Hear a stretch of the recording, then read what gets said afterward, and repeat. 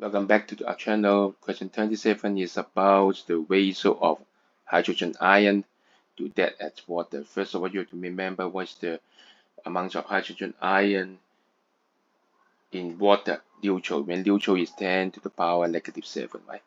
So about pH 3. So remember the definition. What is pH? So pH is the negative of log of the concentration of hydrogen ion, right? So now you know it is 3. We move this to the left hand side to this 10 to the power -3 is the concentration of the hydrogen ion. Okay, so look at here, ratio. What is the ratio between these two things? Okay, so acid to water. So 10 minus 3, you can treat a ratio as a fraction. Okay,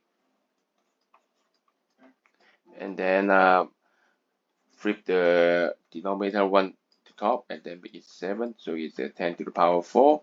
Remember, go back to the ratio. Okay, the number becomes ratio 2:1. Okay, yeah, this is a trick. Okay, when doing the manipulation, do it as a fraction and last interpret it as a ratio. So what's the answer? Yes, you got it. The answer is D. Fantastic. See you for the next question.